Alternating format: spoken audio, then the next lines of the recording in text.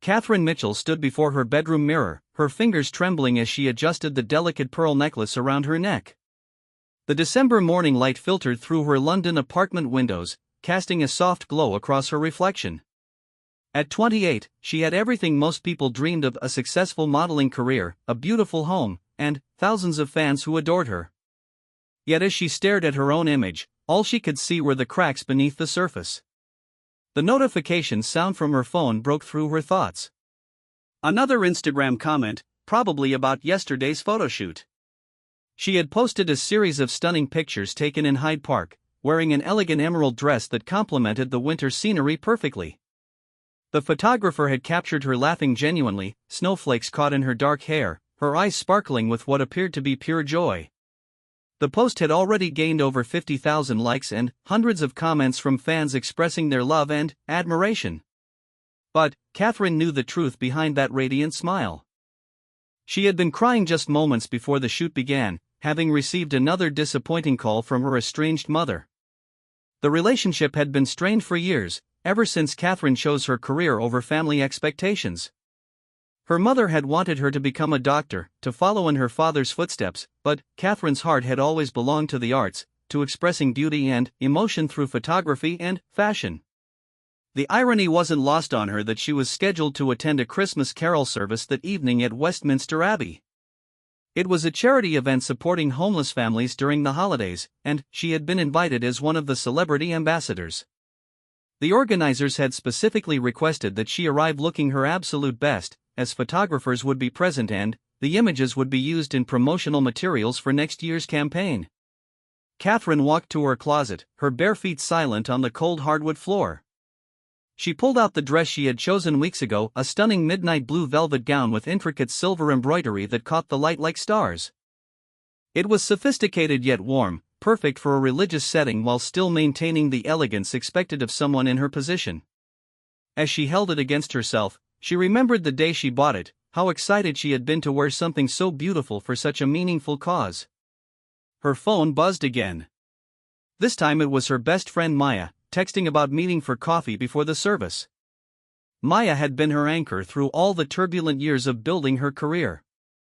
They had met during Catherine's first modeling assignment 5 years ago, when Maya was working as a makeup artist. Unlike everyone else in the industry who seemed to want something from Catherine, Maya had simply offered genuine friendship. Catherine smiled for the first time that morning as she read Maya's message. "Ready to dazzle everyone tonight? Though honestly, you could show up in pajamas and still outshine everyone else. Don't forget to eat something before the service, you know how you get when you're nervous and hungry." The concern in Maya's words touched Catherine deeply.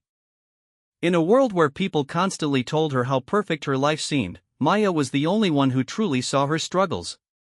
She knew about Catherine's anxiety attacks before big events, about her tendency to skip meals when stressed, and about the loneliness that often consumed her despite being surrounded by people constantly. Catherine sat on her bed and began typing a response when another memory surfaced. Last Christmas, she had spent the holidays alone in this same apartment. Her modeling schedule had been too busy for her to travel home to Manchester, and most of her London friends had their own family commitments. She had ordered Chinese takeout and watched old movies, scrolling through social media posts of happy families and feeling utterly disconnected from the world. That experience had motivated her to get involved with the homeless charity. If she was going to be alone during the holidays anyway, she reasoned, at least she could do something meaningful with her time. The first time she visited the shelter, she had expected to simply write a check and leave. Instead, she found herself staying for hours, talking to the residents, hearing their stories, and realizing how much she had in common with people she had never imagined relating to. There was Margaret, a woman in her 50s who had lost her job and, then, her home after a series of medical bills bankrupted her. Margaret had spoken about the shame of asking for help, about feeling invisible in a world that seemed to have moved on without her. Catherine had recognized something familiar in Margaret's eyes, the same feeling of being disconnected despite being surrounded by people. Then, there was David, a young father who had been evicted when his landlord sold the building. He worked 2 jobs but couldn't afford first month's rent and security deposit for a new place. He spoke about his daughter with such love and determination, describing how he read to her every night in their temporary shelter bed and promised her that their situation was only temporary. Catherine had been moved to tears by his strength and devotion. These encounters had changed something fundamental in Catherine. For the first time in years, she felt like her fame and success could serve a purpose beyond her own career advancement. She began visiting the shelter regularly, not for photo opportunities or publicity, but because these people had become important to her. They knew her as Catherine, not as the glamorous model from magazine covers. They asked about her day, remembered details she shared, and treated her with a warmth that felt entirely separate from her celebrity status. The Christmas carol service had become particularly significant because it represented the intersection of her public life and her private passion. Tonight, the attention and photographs would serve a cause she truly cared about. The money raised would help families like David's find permanent housing, and women like Margaret would receive job training and support services. Catherine stood and walked to her makeup table, beginning the familiar ritual of preparing for a public appearance. As she applied foundation, she thought about the photos from yesterday's shoot that had generated so much positive response from her fans. She had been experimenting with a more natural, authentic style lately, moving away from the highly retouched perfection that had defined her earlier career. The photographer, James, had encouraged her to let her guard down during the Hyde Park session. "People want to see the real you," he had said. "They're tired of perfection. Show them something genuine." At first, Catherine had resisted. Vulnerability had never been part of her professional brand. But, as the shoot progressed and she relaxed into the moment, something magical had happened. The camera captured not just her physical beauty, but glimpses of her personality, her warmth, her humanity. The response from her fans had been overwhelming. Comments poured in about how real and relatable she looked, how her genuine smile had brightened their day, how seeing her happiness made them feel hopeful about their own lives. Reading these messages, Catherine realized that her audience was hungry for authenticity in the same way she was hungry for genuine connection. As she curled her hair, Catherine reflected on how much her relationship with fame had evolved. In the beginning, she had treated her career like a performance, maintaining a carefully constructed image that she thought people wanted to see. She had been beautiful but distant, perfect but untouchable. The success had come quickly, but so had the isolation. The turning point had come during a particularly difficult period last spring. Catherine had been dealing with a stalker who had been sending increasingly concerning messages and showing up at her public appearances. The situation had made her paranoid and withdrawn, afraid to engage with fans or show any vulnerability publicly. Her management team had hired security and advised her to be even more careful about maintaining her privacy. But the isolation had nearly broken her. She had started experiencing panic attacks before events, losing weight from stress, and questioning whether her career was worth the constant fear and loneliness. It was during this dark period that Maya had suggested volunteering at the shelter as a way to reconnect with what mattered to her. The first time Catherine had walked into the shelter, she had expected to feel out of place and uncomfortable. Instead, she had found herself in a room full of people who were dealing with challenges far greater than her own, yet who welcomed her with kindness and curiosity. Nobody asked for selfies or autographs. Nobody treated her like she was different or special. She was simply another person who had come to help. That experience had begun her journey toward a more authentic way of living and working. She started being more selective about the projects she accepted, choosing work that aligned with her values rather than just her career goals. She began sharing more personal moments on social media, writing longer captions about her experiences and thoughts rather than just posting pretty pictures with generic hashtags. The change hadn't been without challenges. Some in the industry worried that she was becoming too real, that showing vulnerability would damage her marketability. A few brands had indeed pulled back from working with her, preferring models who maintained more traditional glamorous personas. But, for every opportunity she lost, she gained something more valuable: connections with people who appreciated her authenticity.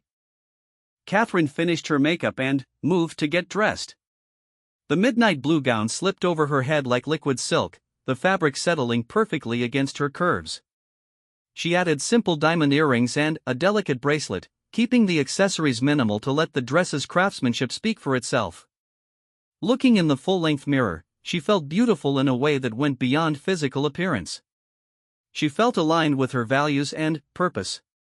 Her phone chimed with a text from the event organizer, confirming the timing for her arrival and reminding her that there would be a brief interview opportunity before the service began. Catherine had agreed to speak with reporters about her involvement with the charity, and she was actually looking forward to the chance to share stories about the families they were supporting. She thought about what she wanted to say, how she could use this platform to bring attention to issues that mattered without seeming preachy or insincere. The key was to speak from her heart about her own experiences at the shelter, to share what she had learned from the people she had met there. As she gathered her purse and coat, Catherine felt a familiar flutter of nerves in her stomach. Not the paralyzing anxiety she used to experience before public events, but a healthy nervousness that came from caring about doing something well. She wanted tonight to be meaningful, both for the charity and for herself. She looked one final time in the mirror, seeing not just a beautiful woman in an elegant dress, but someone who had found a way to use her gifts for something larger than herself. The woman looking back at her had scars and struggles, doubts and dreams, but she was real in a way that the perfectly polished version of herself had never been. Catherine picked up her phone to text Maya that she was ready to meet, and noticed one more notification. It was a comment on yesterday's photos from a young girl who said that seeing Catherine's genuine smile had inspired her to pursue her own dreams of becoming a model, despite feeling insecure about her appearance. The comment ended with, "Thank you for showing us that it's okay to be real." Reading those words, Catherine felt a warmth spread through her chest. This was why the work mattered, why being authentic was worth the vulnerability it required. She might not be able to fix her relationship with her mother or eliminate all the loneliness from her life, but she could use her platform to help others feel less alone in the world. As she left her apartment and stepped into the London evening, Catherine carried with her not just the excitement of a beautiful event ahead, but the deeper satisfaction of knowing that her life had meaning beyond the surface glamour. Tonight would be another step in her journey toward becoming not just a successful model, but a person she could truly respect and admire. The coffee shop near Westminster Abbey buzzed with pre-evening energy as Catherine pushed through the heavy glass doors, the familiar scent of roasted beans and warm pastries enveloping her like a comforting embrace. She spotted Maya immediately in their usual corner booth, her vibrant red hair making her impossible to miss even in the crowded space. Maya looked up from her laptop and waved, her face breaking into the warm smile that had been Catherine's lifeline through countless difficult moments. "You look absolutely stunning," Maya said as Catherine approached, standing to embrace her friend. "But, more importantly, you look happy. Really happy, not just camera-ready happy." Catherine settled into the booth across from Maya, unwrapping her cream-colored cashmere scarf and draping it carefully over the back of her chair. The midnight blue dress had drawn admiring glances from other patrons, but she felt comfortable and natural rather than self-conscious. That was progress she couldn't have imagined a year ago. "I am happy," Catherine said, surprising herself with the truthfulness of the statement. Nervous, but genuinely excited about tonight. "I keep thinking about the families we're helping, and it makes everything else feel manageable." Maya studied her friend's face with the practiced eye of someone who had spent years perfecting the art of reading people's emotions beneath their makeup. "You know, I've been doing your face for 5 years now, and I've never seen you glow like this without any professional lighting. What's changed?" Catherine accepted the lavender latte Maya had already ordered for her, wrapping her hands around the warm ceramic mug. Outside the window, early Christmas shoppers hurried past with bags and packages, their breath visible in small puffs against the cold December air. The scene felt cozy and real, a stark contrast to the artificial perfection of most fashion shoots. "I think I'm finally figuring out who I want to be," Catherine said slowly, choosing her words carefully. "Not just as a model or a public figure, but as a person. The work with the shelter has been changing me in ways I didn't expect."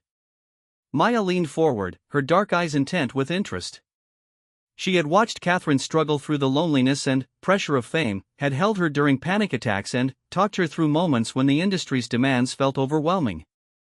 Seeing her friend find genuine purpose and peace was something Maya had hoped for but hadn't dared to expect.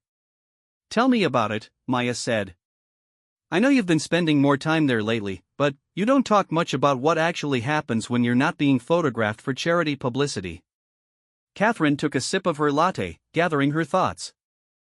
She had been protective of her experiences at the shelter, not wanting to exploit the people she met there for social media content or dinner party conversation. But Maya was different. Maya would understand the significance of what she was discovering. "There's this woman named Margaret," Catherine began. "She's in her 50s, used to be an accountant before medical bills wiped out her savings. She has this way of seeing right through all the nonsense, you know? Last week, I was having a particularly bad day after a difficult shoot where the photographer kept criticizing my posture, and I guess it showed on my face when I arrived at the shelter." Catherine paused, remembering the moment clearly. She had walked into the shelter feeling frustrated and demoralized, questioning her career choices and wondering if she was wasting her life on superficial pursuits. Margaret had taken one look at her and immediately started making tea, not saying anything until Catherine was seated with a warm mug in her hands. "Margaret didn't ask what was wrong or try to cheer me up with empty platitudes," Catherine continued. "She just started telling me about her daughter, who's a teacher in Birmingham. She spoke about how proud she was of her daughter's work, how much impact she was having on her students' lives, and how meaningful it felt to know you were making a difference in the world." Maya nodded, understanding immediately. "She was showing you what real purpose looks like." "Exactly. But without being preachy or making me feel bad about my career. She was just sharing what brought meaning to her life, and I realized I wanted that same sense of purpose. I wanted to feel proud of how I was spending my days, not just successful or famous." The conversation was interrupted by Catherine's phone buzzing with notifications. She glanced at the screen and saw messages from her stylist, her driver, and her publicist, all checking in about the evening's arrangements. The contrast between this world of scheduled communications and calculated appearances and her quiet conversation with Maya highlighted how different her two realities had become. "Sometimes I wonder what my life would look like if I had never become a model," Catherine said, setting her phone face down on the table. "If I had listened to my mother and gone to medical school like she wanted." Maya's expression grew serious. "Do you regret the choices you made?" "Not regret exactly," Catherine said thoughtfully. "But I think about all the relationships I've lost along the way. My mother still barely speaks to me because she thinks my career is frivolous. Most of my friends from home have gotten married and started families while I've been traveling the world for photo shoots. Sometimes I feel like I've gained the whole world but lost my soul, if that doesn't sound too dramatic."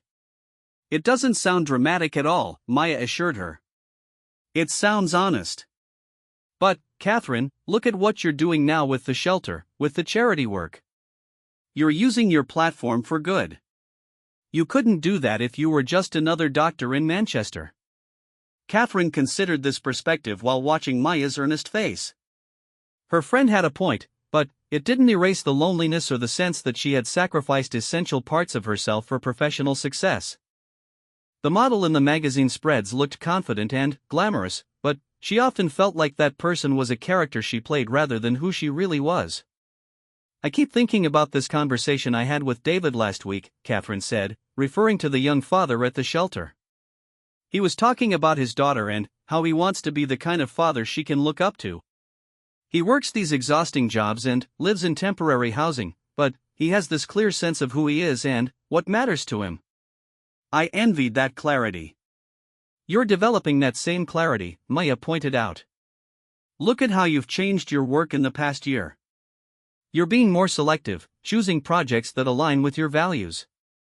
You're using your social media differently, sharing more authentic moments. You're finding ways to make your career meaningful."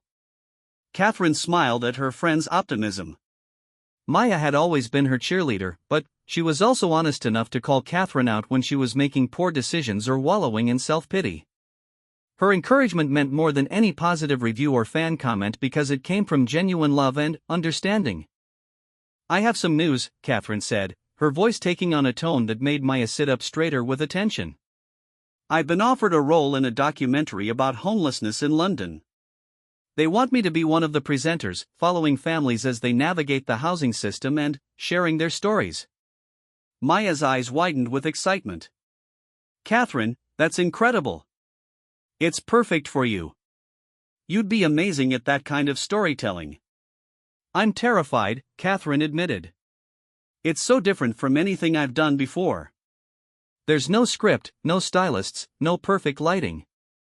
Just real people sharing their experiences, and me trying to help tell their stories in a way that might create positive change. What does your management think? Catherine's expression shifted slightly. They're concerned. They think it might damage my brand to be associated too closely with difficult social issues. They prefer the charity work to stay at the level of attending galas and writing checks. This tension had been building for months. Catherine's team had worked hard to establish her as a luxury brand ambassador, someone associated with beauty and aspiration rather than social problems. They worried that becoming too involved in advocacy work would make her less appealing to high-end fashion clients who wanted their campaigns to represent escape from everyday concerns rather than engagement with them. But, this matters to you more than maintaining a perfect brand image, Maya said, reading her friend's conflicted expression accurately. It does. And that's what scares me. I've spent so many years building this career, and now I'm considering choices that might jeopardize it.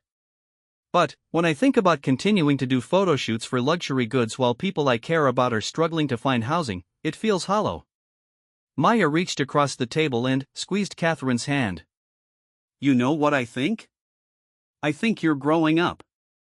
You're moving from caring about what people think about you to caring about what you think about yourself. That's not always comfortable, but it's necessary. Catherine felt tears prick her eyes, not from sadness but from the relief of being truly understood. Maya had articulated something she had been struggling to express even to herself. She was indeed growing up, even at 28, learning to prioritize her own values over external validation. The documentary would film over several months, Catherine continued.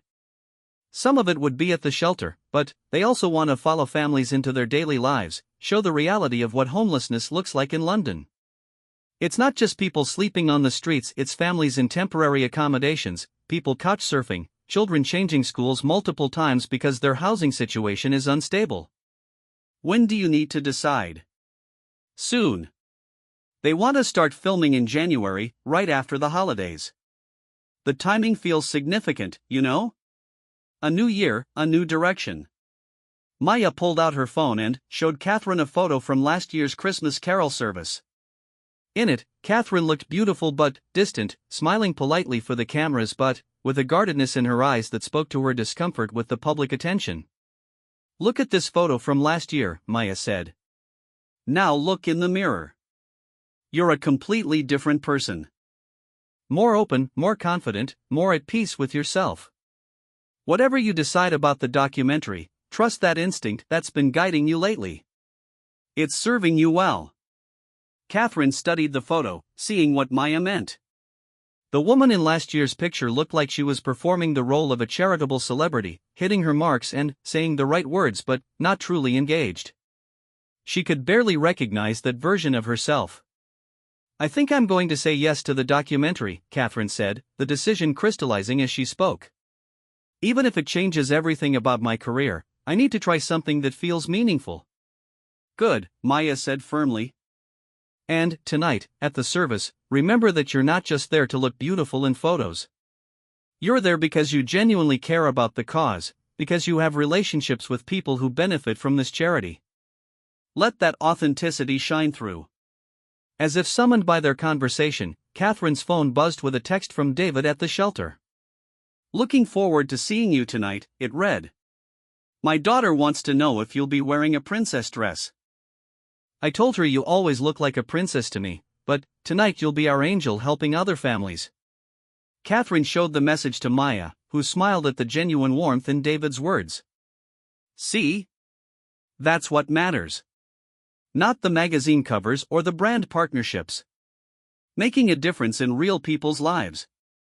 They finished their coffee in comfortable silence, watching the December evening deepen outside the window. The abbey's spires were visible in the distance, lit against the darkening sky.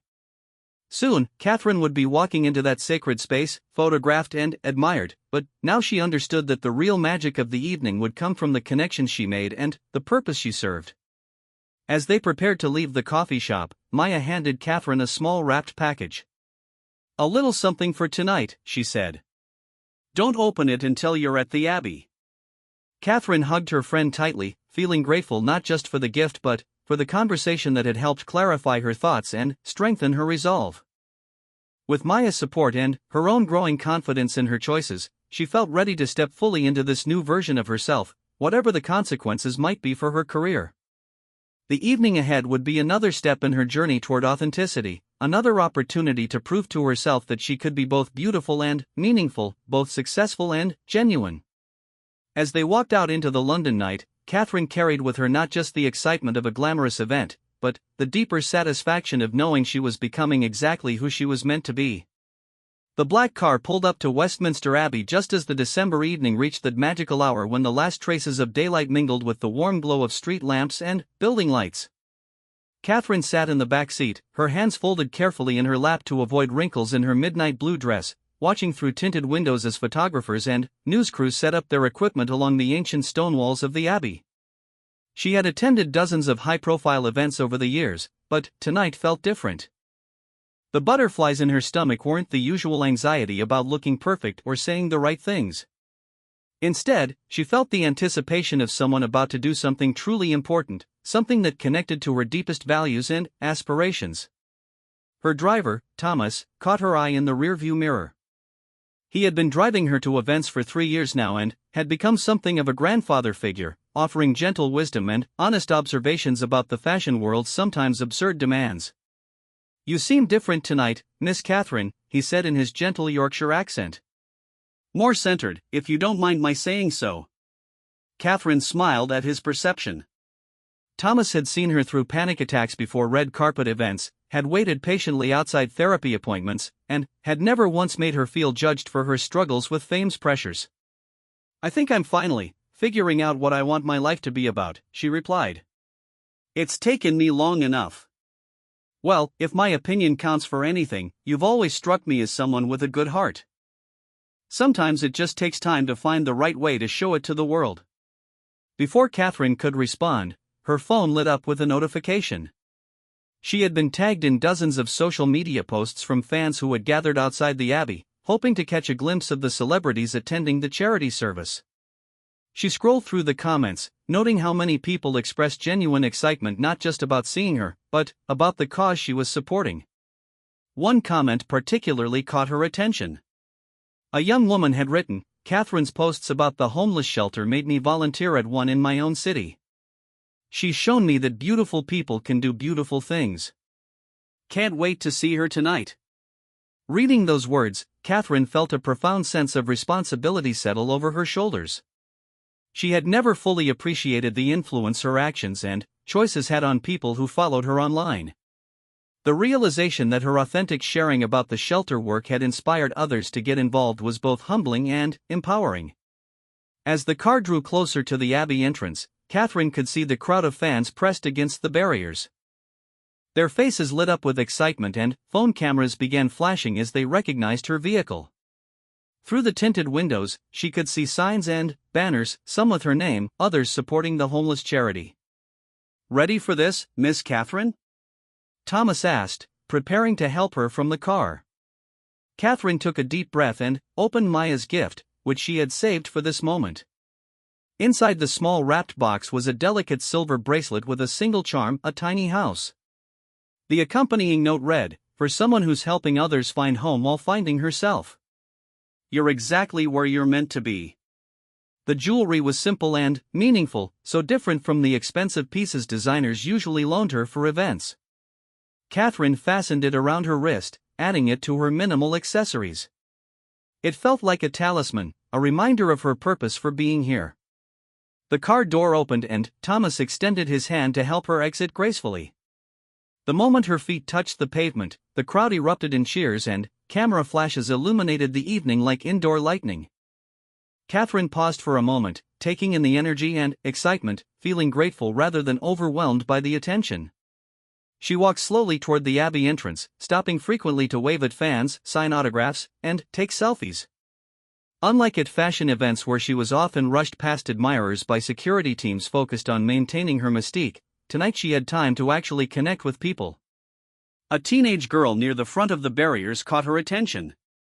She was holding a handmade sign that read, "Thank you for caring about people like my mom." Catherine approached her, curious about the message. "What's your name, sweetheart?" Catherine asked, leaning close to be heard over the crowd noise. "Emma," the girl replied, clearly starstruck but determined to speak. "My mom lost her job 6 months ago and we had to move into temporary housing. She saw your interview about the shelter work and it made her feel less alone. She said it helped her realize that struggling doesn't make you less valuable as a person." Catherine felt her throat tighten with emotion. She had given that interview to a small online magazine, hardly expecting anyone to notice it among the countless celebrity features published daily. Yet here was concrete evidence that sharing her authentic experiences was reaching people who needed to hear them. "Your mom sounds like an incredibly strong woman," Catherine said, taking the girl's hand. "And you're an amazing daughter for supporting her through a difficult time. Things will get better, I promise." Emma's eyes filled with tears as Catherine signed her phone case and posed for a photo. The interaction lasted only a few minutes, but Catherine could see that it meant everything to this young girl who was dealing with circumstances far more challenging than anything Catherine had faced at that age. As she continued toward the Abbey entrance, Catherine was stopped by a journalist from the entertainment news program that was covering the event. The reporter, a woman about Catherine's age with sharp eyes and a professional smile, positioned herself strategically to capture the Abbey's impressive facade in the background. "Catherine, you look absolutely stunning tonight," the reporter began. "Can you tell us about your dress and your expectations for this evening's service?" Catherine recognized the standard celebrity interview format: compliment the appearance, ask about fashion choices, keep everything light and promotional. A year ago, she would have played along, discussing the dress designer and expressing generic enthusiasm for the charity cause. Tonight, she chose a different approach. "Thank you," Catherine said graciously. "But more than how I look, I'm excited about why I'm here. This charity has become incredibly important to me over the past year. I've had the privilege of getting to know some of the families they support, and their stories have changed my perspective on what it means to be truly successful in life." The reporter's eyebrows rose slightly, clearly not expecting such a substantive response. "You've been quite vocal lately about your involvement with homeless families. What drew you to this particular cause?" Catherine thought about how to answer honestly without exploiting the people she had met at the shelter. She wanted to share the impact they had made on her without turning their struggles into entertainment content. "I think I was looking for something real in my life," Catherine said thoughtfully. "My career has brought me incredible opportunities, but I was feeling disconnected from any deeper purpose. Working with families experiencing housing insecurity has taught me about resilience, community, and what actually matters in life. These aren't just statistics or charity cases, they're people with wisdom and strength who have enriched my life immeasurably." The reporter leaned in, sensing this was more interesting content than the usual celebrity soundbites. "There are rumors that you're considering expanding your advocacy work, possibly into documentary filmmaking. Can you confirm or deny those reports?" Catherine hesitated for a moment, aware that anything she said here might complicate her ongoing negotiations with the documentary producers and her management team. But she had committed to authenticity, and dodging the question would feel like a step backward. "I'm always looking for ways to use my platform more meaningfully," she said carefully. "If an opportunity arose to help tell important stories about social issues I care about, I would definitely consider it. The most rewarding work I've done lately has been the kind that happens away from cameras and red carpets." Before the reporter could ask follow-up questions, Catherine was approached by the event organizers who needed to brief her on the evening's schedule. She excused herself politely and was led toward the Abbey's main entrance, where other celebrity supporters were gathering for group photos. Inside the massive stone walls of Westminster Abbey, Catherine was struck by the profound sense of history and sacred purpose that permeated the space. The soaring Gothic arches and intricate stained glass windows created an atmosphere that made the evening's charitable mission feel even more significant. This wasn't just another networking event or publicity opportunity, they were gathering in a place that had witnessed centuries of worship, celebration, and community service. She was introduced to other supporters, including actors, musicians, and business leaders who had contributed to the homeless charity. What surprised Catherine was how many of them shared similar stories about finding deeper meaning through their philanthropic work. A famous television presenter spoke about volunteering at food banks, while a successful entrepreneur described starting a job training program for people transitioning out of homelessness.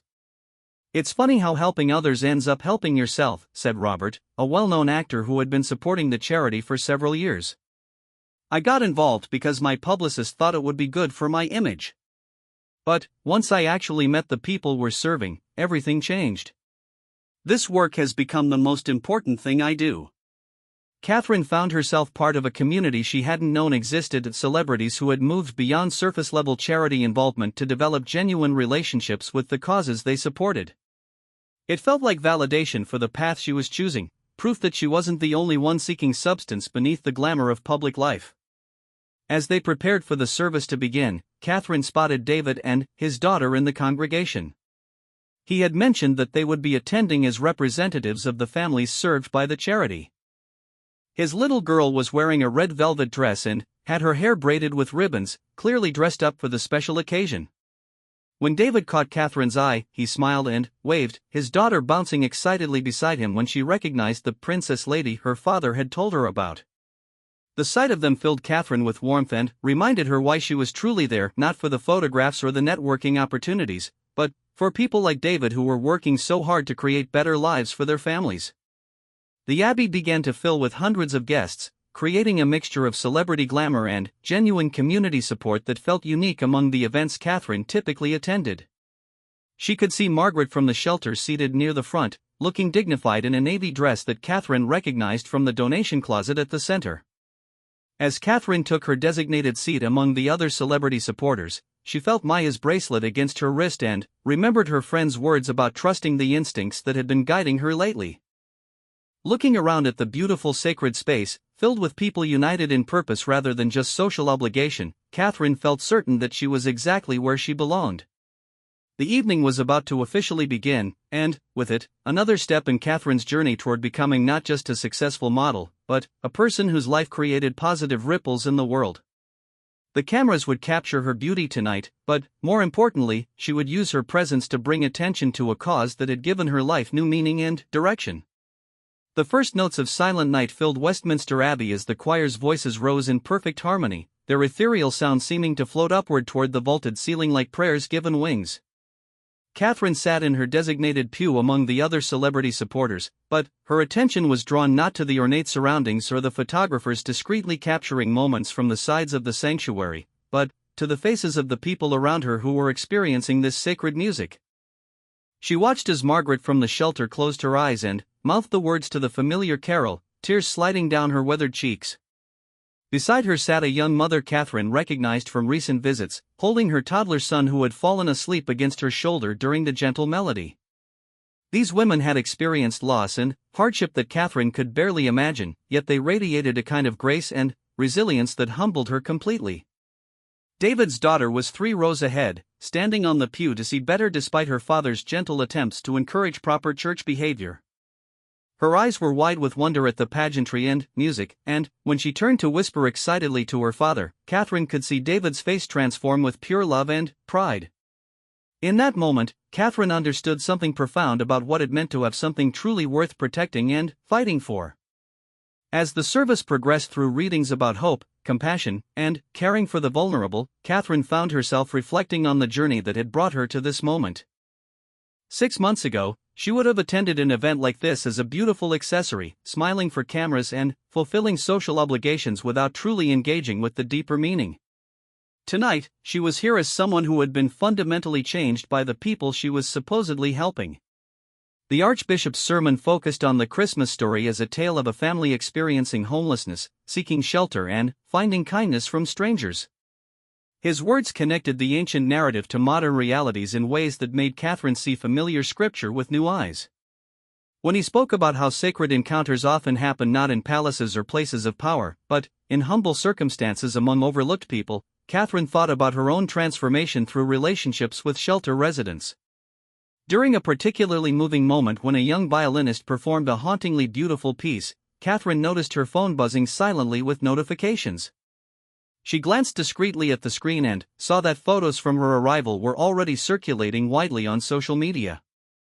The comments were overwhelmingly positive, with fans expressing admiration not just for her appearance but for her obvious genuine engagement with the charity cause. One comment stood out among the hundreds: "You can see in her face that this really matters to her. She's not just posing for photos anymore. She's become someone who actually cares." Another read: "I've followed Catherine for years, but this is the first time I've felt inspired by her instead of just envious." Reading these responses, Catherine realized that her evolution toward authenticity was being noticed and appreciated by people who had been watching her career. The vulnerability she had feared would damage her image was actually creating deeper connections with her audience. People were hungry for genuine emotion and purpose, even from celebrities they had placed on pedestals. As the service moved toward its conclusion, the Abbey's massive organ began the opening chords of "Joy to the World." The entire congregation rose to sing, and Catherine found herself surrounded by voices representing every level of London society, from titled nobility to families living in temporary housing, all united in this moment of celebration and hope. She looked around at the faces surrounding her and saw something beautiful happening. The artificial barriers that usually separated different social classes had dissolved in this sacred space. Margaret was singing beside a famous actress, David was sharing a hymnal with a prominent businessman, and his daughter was being gently helped with the words by an elderly philanthropist who had endowed several shelters across the city. When the final note faded and the congregation began to move toward the reception area, Catherine felt a tap on her shoulder. She turned to find Emma, the teenage girl from outside the Abbey, now inside with her mother as special guests of the charity. "Miss Catherine," Emma said, her voice trembling with emotion, "this is my mum, Sarah." Catherine turned to see a woman in her early 40s with kind eyes and a tired but dignified bearing. Sarah extended her hand with a shy smile, clearly overwhelmed by meeting someone she had only seen in magazines and on television. "Emma told me you two met outside," Sarah said. "I wanted to thank you for being so kind to her. This whole evening has been magical for us.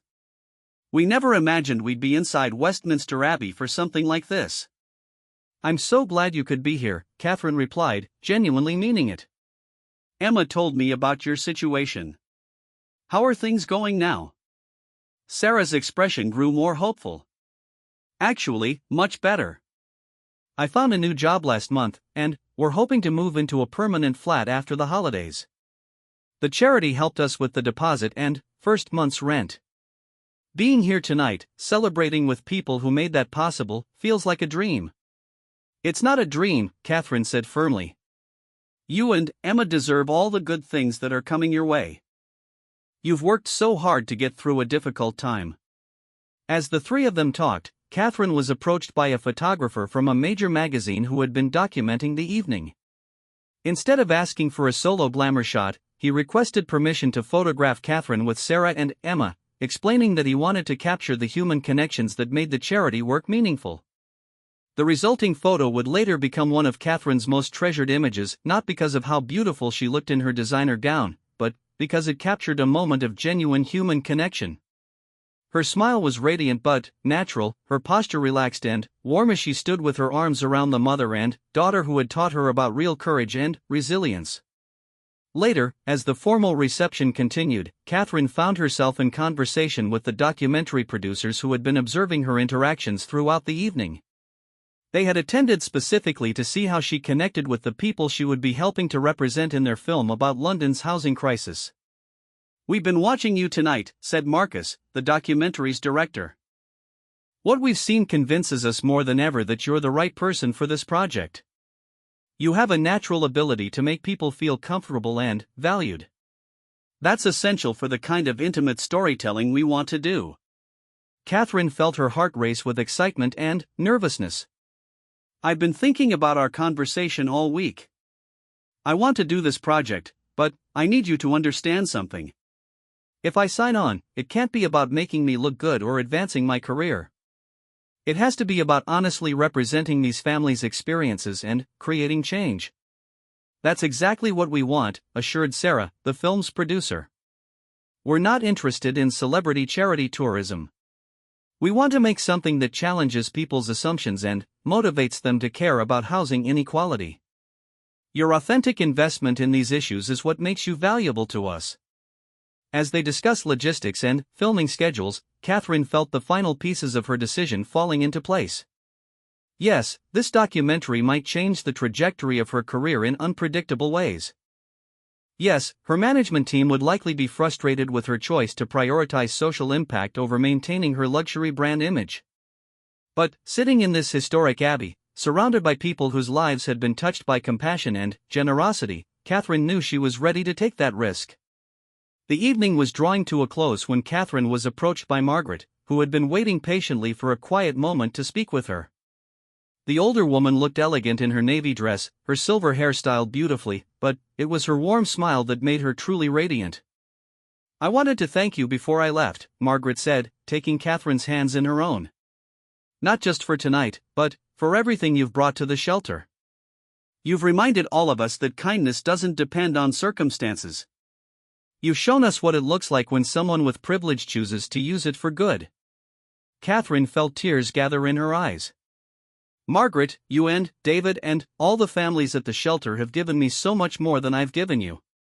You've helped me understand what really matters in life. You've made me a better person." "We've helped each other," Margaret said wisely. "That's how it's supposed to work. That's what community means." As guests began to leave the abbey, Catherine lingered for a few more moments in the sanctuary, looking up at the soaring architecture and feeling profoundly grateful for the journey that had led her here.